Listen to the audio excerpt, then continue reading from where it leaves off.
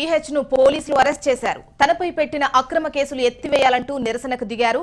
సోమాజిగూడలోని రాజీవ్ గాంధీ విగ్రహం వద్ద VH నిరసన తెలుపుతున్న సమయంలో పోలీసులు అదుపులోకి తీసుకున్నారు.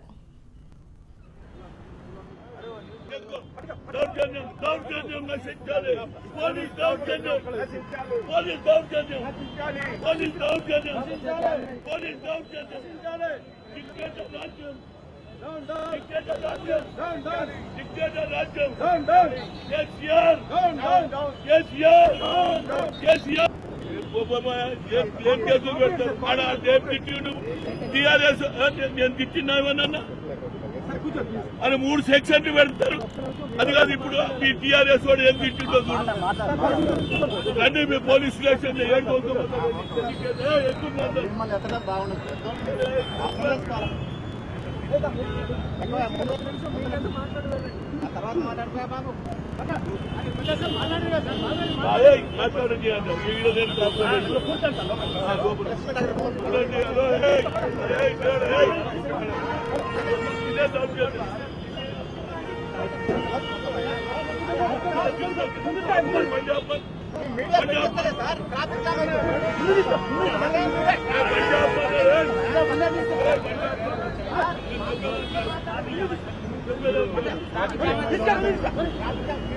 చూస్తుంది కదా దౌర్జన్యం, పోలీస్ దౌర్జన్యం నశించాలి.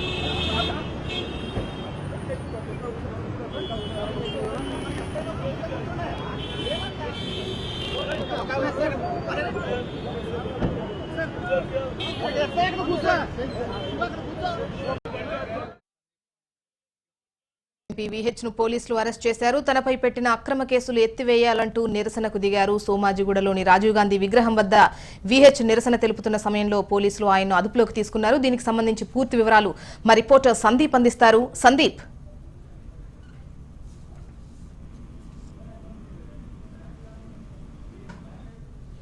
సందీప్ వినిపిస్తోందా?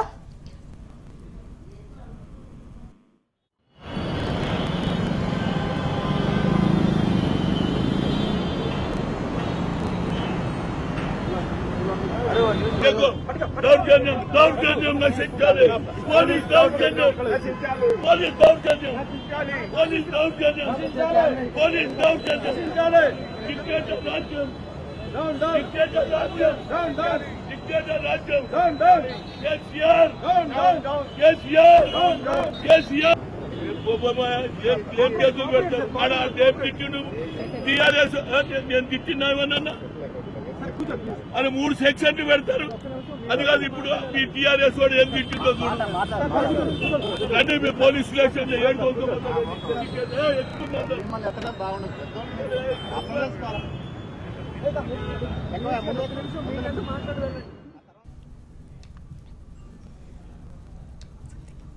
రాజ్యసభ ఎంపీ VH ను పోలీసులు అరెస్ట్ చేశారు. దీనికి సంబంధించి పూర్తి వివరాలు అందించేందుకు మా రిపోర్టర్ సందీప్ సిద్ధంగా ఉన్నారు. సందీప్, 2 రోజుల క్రితం కామాటిపురం అదనపు ఇన్స్పెక్టర్ సుధాకర్ ను అసెంబ్లీలో ఆయన దుర్భాషలాడారు. దీంతో ఆయన పైన సైఫాబాద్ PS లో నిన్న కేసు నమోదైంది. అయితే తనను 20 ఏళ్ల సర్వీస్ లో తనకు ఎలాంటి నిజాయితీగా వ్యవహరించాను, ఈ నేపథ్యంలో తను ఒక ప్రజాప్రతినిధి అనవసరంగా తనను తిట్టారు, ఉన్నతాధికారుల ఆదేశాల మేరకే తాను అక్కడ వ్యవహరించాను తప్ప తన తప్పేం లేదంటే ఆయన సోషల్ మీడియాలో పంచుకున్నారు. అయితే ఉన్నతాధికారుల దృష్టికి తీసుకెళ్లినా కేసు నమోదు చేయలేదు సరికదా, ఎలాంటి చర్యలు తీసుకోవాలంటూ కూడా ఆయన మరోసారి ఫేస్బుక్ లో పోస్టింగ్ పెట్టారు. దీనికి సంబంధించి VH పైన కేసు నమోదైంది. అయితే సైఫాబాద్ PS లో కేసు నమోదు కావడాన్ని సవాల్ చేస్తూ తన పైన కేసు నమోదైందని ఆయన సోమాజిగూడలోని విగ్రహం వద్ద బైఠాయించారు. దీంతో పంజాగుట్ట పోలీసులు ఆయన ప్రస్తుతం అదుపులోకి తీసుకున్నారు. అయితే కేవలము ఇది దూషించిన కేసులో కాకపోయినప్పటికీ కూడా కేవలము ఆయన అక్కడ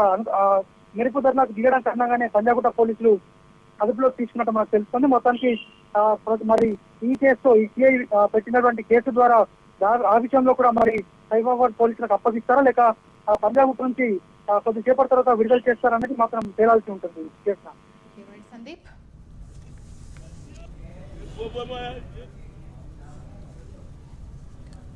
బులెటిన్లో ఇప్పుడు ఒక చిన్న బ్రేక్